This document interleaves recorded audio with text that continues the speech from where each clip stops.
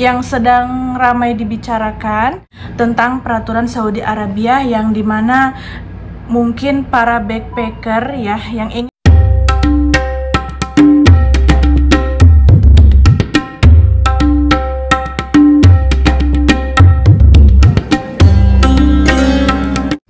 Assalamualaikum warahmatullahi wabarakatuh. Kembali lagi di vlognya Sarah Moza. Selamat bergabung dan terima kasih banyak untuk semuanya yang selalu mendukung channel aku dengan like, subscribe, dan komennya.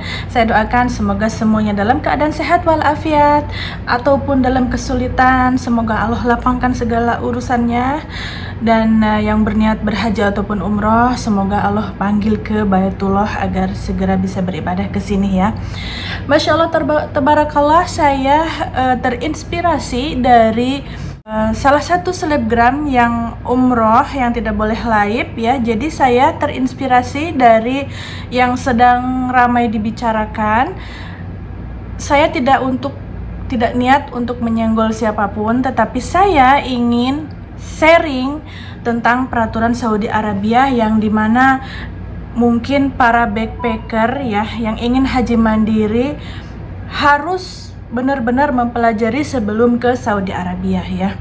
Karena kalau yang melalui travel mah udah pasti ada pengarahan ya, udah pasti ada ya. Tetapi kalau yang untuk yang backpacker ya, ini yang perlu dipahami. Sebelum berangkat itu benar-benar harus mempelajari peraturan di Saudi Arabia. Seperti di mana saja yang tidak boleh laib ya. Karena saya juga ya akan menceritakan pengalaman sendiri dan rekan saya yang terlibat kasus di Saudi Arabia. Karena banyak juga teman-teman YouTuber yang beliau sharing pengalamannya sendiri. Tapi saya ini akan masukkan semua pengalaman kita semua ke video saya agar penonton yang ingin berhaji ataupun umroh ya bisa memahami dan bisa mengambil manfaat dari video saya. Bukan saya hanya ingin sharing ya, karena kita mukimin di sini dan yang mukimin pun belum tentu tahu semua ya. Kalau dia tidak ngonten, kalau dia tidak terlibat dengan permasalahan seperti itu ya. Nah, seperti laib, pertamanya laib ya, ada teman saya yang sedang laib di Masjid Nabawi. Beliau sampai ditahan dan HP-nya diambil ya. Nah, ini untuk para selebgram ini benar-benar harus memperhatikan ini ya. Jadi area mana yang tidak boleh? Jadi kita itu kalau mau laib ya, baik itu di Masjidil Haram atau Masjid Nabawi ya, karena itu tempat ibadah ya. Karena saya juga mempertanyakan kenapa sih tidak boleh seperti itu ya.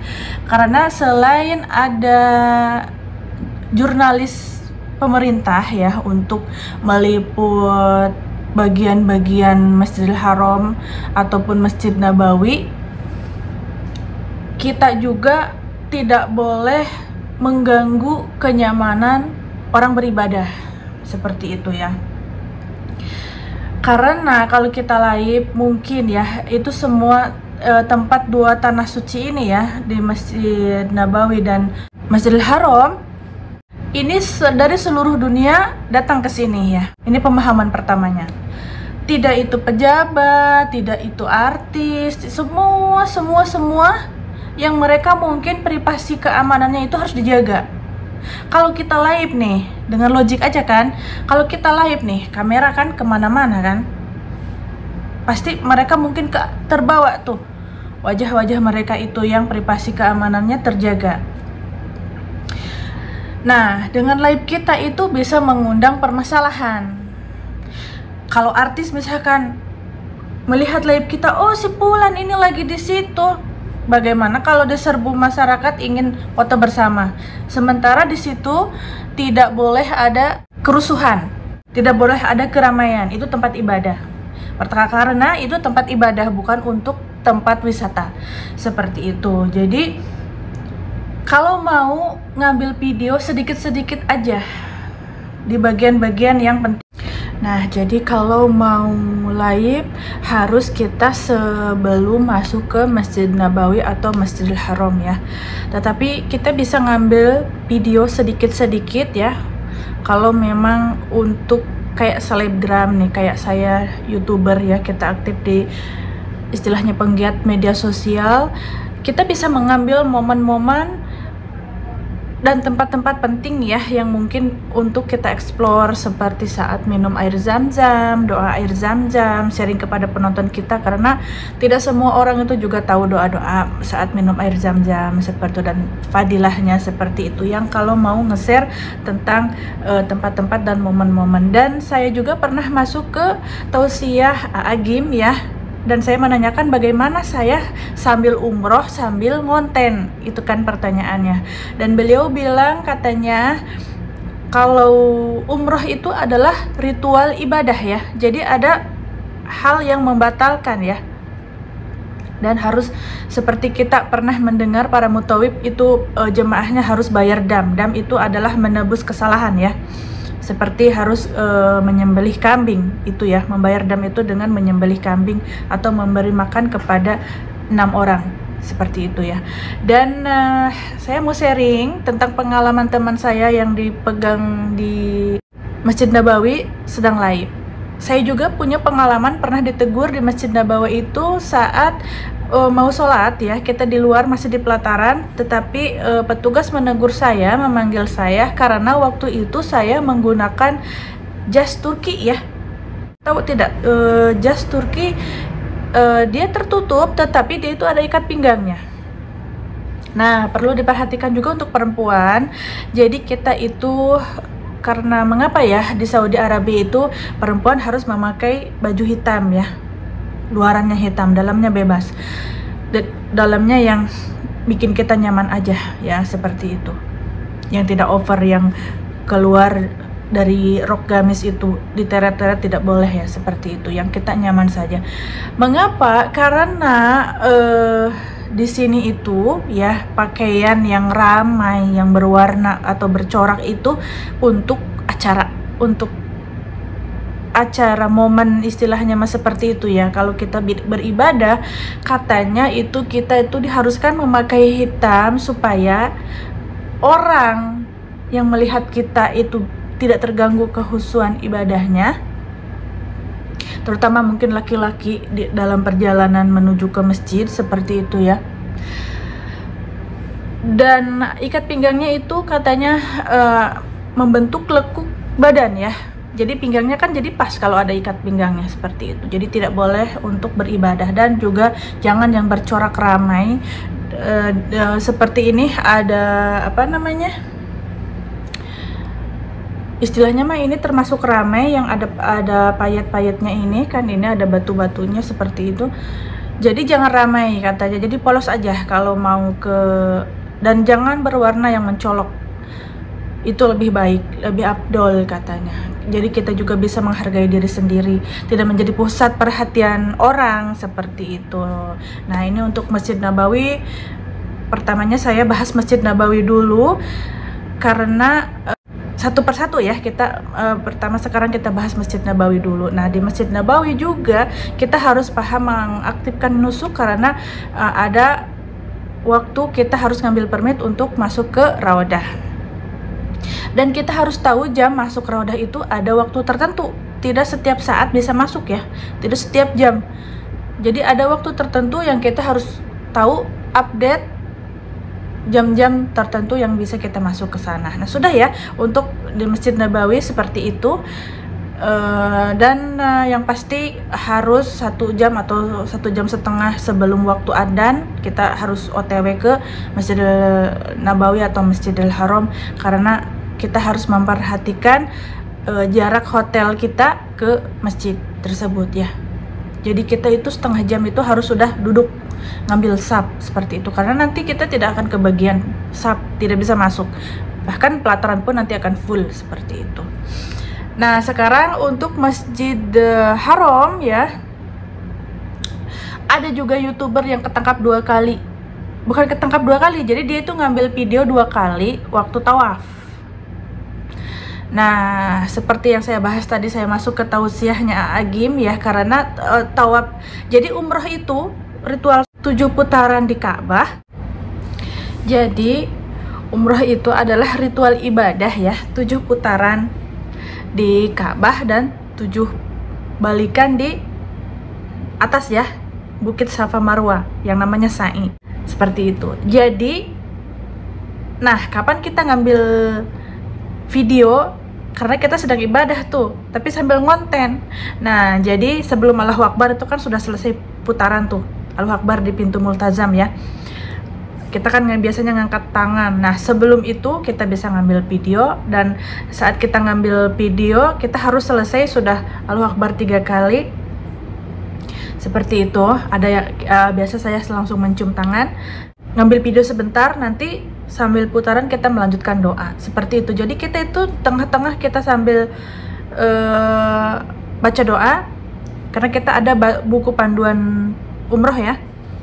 Jadi di sela-sela putaran, di sela-sela setelah selesai baca doa itu ya. Begitu pula kalau mau sa'i. Nah, kita selesai 7 putaran, sholat 2 rakaat, bisa kita ngambil sedikit video seperti itu, atau di bagian-bagian saat minum air zam-zam, atau mungkin momen-momen yang pengen diambil seperti itu kalau mau mengambil video ya. Tapi jangan live ya di dalam. Kalau di Ka'bah juga memang tidak ada sinyal, karena di Masjidil Haram itu di dalam itu sudah terpantau CCTV sangat banyak ya, seperti itu. Karena teman aku tuh, kenapa dia itu mukimin ya, beliau itu juga punya travel. Jadi ceritanya mereka juga diunggah ya ke videonya beliau ya. Ceritanya dia itu ngambil 2 video lama, jadi menjelaskan. Jadi begini ya, kita kalau mau ngambil video menjelaskannya, voice-nya nanti aja di saat mengedit ya, untuk voice-nya, untuk menjelaskan. Karena kita tidak boleh berdiri lama di situ, apalagi kalau 2 kali dan lama, istilahnya mah seperti kita menjelaskan. Karena dikhawatirkan juga mungkin siasat apa gitu yang tidak dipahami mereka akan ditegur. Kalau udah ditegur akan dipoto nanti keluar dendaan ke HP kita kan, semuanya dipoto, identitas kita dipoto, nanti akan datang masuk dendaan. Seperti dendaannya itu nggak tanggung-tanggung, katanya 10.000 itu 10.000 45 juta bisa umroh lebih ya, cukup ya, bisa untuk ongkos umroh itu dari Indonesia. Nah, makanya harus hati-hati. Dan makanya mungkin ya yang mukimin atau yang punya pengalaman di sini mungkin mengingatkan para visitor ya, yang supaya jangan live. Boleh aja live, tetapi harus di tempat yang istilahnya mah jangan yang macet, jangan tempat-tempat yang menyorot askri ya, wajahnya jangan disorot. Saya juga pernah ya, waktu itu cuma bikin video ya, waktu itu saya cuma bikin video di pelataran malahan, bukan di dalam. Diambil lah HP saya ya, disuruh dihapus seperti itu ya. Alhamdulillah itu masih masih boleh dihapus, HP-nya dikembalikan. Coba kalau HP-nya tidak dikembalikan dan kita didenda, repot kan? Nah itu alhamdulillah. Jadi wajah askri itu jangan sampai keambil, ataupun mungkin wajah-wajah perempuan jangan sampai jelas ya. Jadi selewat aja gitu, buru-buru. Yang penting mungkin kalau mau ngambil ruangan kayak banyak bagus ukiran, atau mungkin lampu-lampu atau apa, boleh kalau ke atas boleh rada lama supaya jelaskan videonya, jangan sampai cepet-cepet kan, nanti kan goyang ya, ngeblur ya. Nah seperti itu. Untuk ini untuk selebgram saja ya, yang pasti dia itu kan geregetan kalau tidak ngambil video. Begitu juga dengan saya kan, saya pengalaman pribadi seperti itu. Dan juga ada pengalaman dari teman saya yang kerja di Tower Zam-Zam. Beliau live, keambillah tuh kastil, tempat kerajaan untuk tamu-tamu penting tuh, untuk tamu-tamu keluarga juga di situ kalau lagi di Mekah. Ini sangat katanya didatangin otoritas tuh langsung ke tempat kerjanya, karena dia itu terpantau kerja di situ kan, mondar-mandir. Dia padahal cuma update sharing situasi. Nah, tapi waktu dia ngambil videonya begini, seret, keambil tuh kastil. Nggak boleh tuh, nggak boleh. Jadi yang nggak boleh keambil itu tempat pemerintahan, tempat otoritas, wajah siapapun ya, baik anak, baik perempuan, wajah itu jangan sampai ngambil kita yang lama banget gitu, nggak boleh itu. Karena copyright nanti, pelanggaran hak cipta, pelanggaran hak orang ya, seperti itu. Tidak boleh. Dan seperti mungkin perusahaan, kalau kita tidak izin dulu, karena saya juga punya pengalaman di pabrik air zam-zam, jadi kita harus izin, permisi, seperti itu. Mau kemanapun ya, mau ke toko-toko juga, boleh saya ambil videonya, seperti itu. Assalamualaikum. Kadang-kadang yang area Masjidil Nabawi atau Masjidil Haram itu mereka tuh mengerti bahasa Indonesia atau Inggris ya, jadi harus permisi. Walaupun toko yang mereka itu padahal kita iklanin ya, harusnya kita dapat royalti, tetapi harus permisi. Itu untuk para selebgram. Jadi supaya apapun kalau mau kita ambil videonya harus permisi, seperti itu ya. Ini dari pengalaman yang kerja di Tower Zam-Zam, pengalaman YouTuber yang kena denda 10.000. Saya juga punya pengalaman sendiri yang ditegur gitu kan. Saya ditegur waktu di pabrik air zam-zam dan waktu pakai baju itu jas Turki yang ada ikat pinggangnya. Jadi itu bentuk badan itu waktu sholat itu jangan sampai kelihatan bentuk badan, karena akan mengganggu kehusuan ibadah orang lain, karena itu tempat area publik, seperti itu ya. Nah, demikian seringan saya untuk yang ingin ke Tanah Suci, harus pahami dulu peraturan ya, itu ya. Jadi supaya tidak mengganggu kehusuan ibadah orang lain dan kehusuan kita juga bisa beribadah dengan tenang. Kalau tidak tersandung dengan kasus kan, kita juga bisa hikmat, umrahnya jadi mabrur gitu kan. Kita itu kan mendapat kesan yang nyaman, seperti itu dalam beribadah selama di Tanah Suci ya, baik itu Madinah, Mekah, ataupun saat ziarah di Jeddah pun sama ya. Apalagi ziarah di Jeddah itu banyak tempat-tempat wisata, destinasi religi dan destinasi wisata ya, seperti itu yang dipromosikan pemerintah Saudi Arabia, baik itu lautnya ataupun mungkin historinya tentang sejarah Islam zaman dahulu ya. Nah, demikian ya, semoga seringan video saya bermanfaat. Yang penting kalau ngambil video mungkin ada panjang sedikit, durasi 2 menit, berapa menit ya, pokoknya sedikit-sedikit, kita setengah menit kita ngambil. Dan nanti untuk menjelaskan, jangan menjelaskan di lokasi, di saat pengeditan saja nanti pakai voice, diisi suara, seperti itu ya, karena nanti itu sangat mengganggu dan menjadi perhatian otoritas setempat untuk menegur kita, seperti itu ya. Karena kita memang harus sat-sat supaya tidak terjadi kemacetan juga ya dalam misalkan dalam tawaf sa'i kita saat umroh, seperti itu ya.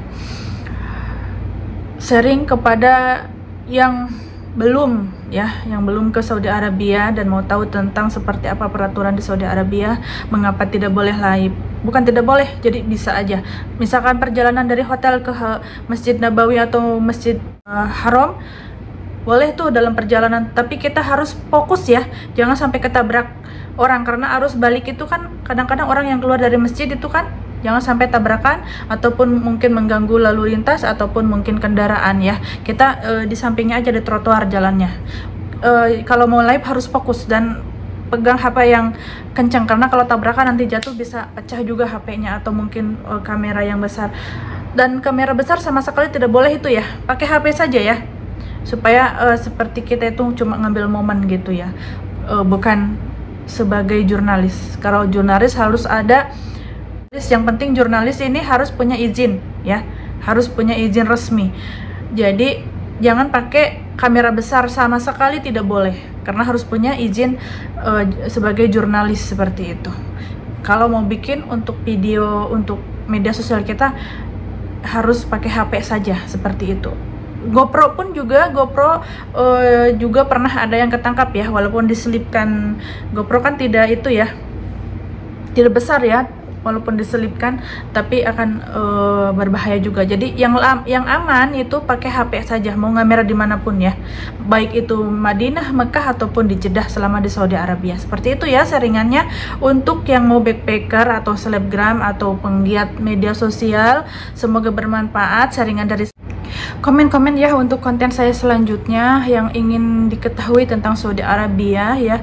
Tapi jangan minta yang seragam otoritas sini. Pernah ada jemaah saya minta pendapatnya, saya harus konten apa ya Pak? Katanya warna-warna seragam otoritas, katanya biar kita paham kalau mau bertanya pada siapa. Nah, kalau di Masjidil Haram siapapun itu yang pakai rompi, pakai top, pakai seragam, kita bisa minta tolong sama mereka. Mereka baik-baik, sangat gercep pokoknya servisnya. Saya juga pernah diantarin dari ujung pemberhentian Gaza ke pintu Jeddah, itu pokoknya dari ujung ke ujung Masjidil Haram itu setengah jam dianterin sampai kita dapat mobil. Pokoknya petugas Al-Haram jangan sampai kita itu takut, bingung, nggak bisa ngomong bahasa Indonesia juga pasti akan dilayani, bener deh. Yang penting kita jelas mau kemana aja gitu, bilang saya mau ke hotel apa namanya seperti itu ya, pasti akan dibantu gercep. Yang mau info tentang peraturan baru tentang seputaran Saudi Arabia seperti itu ya. Terima kasih yang untuk nonton sampai selesai, mohon maaf atas segala kekurangan ya, dan sampai ketemu di tanah suci. Wassalamualaikum warahmatullahi wabarakatuh.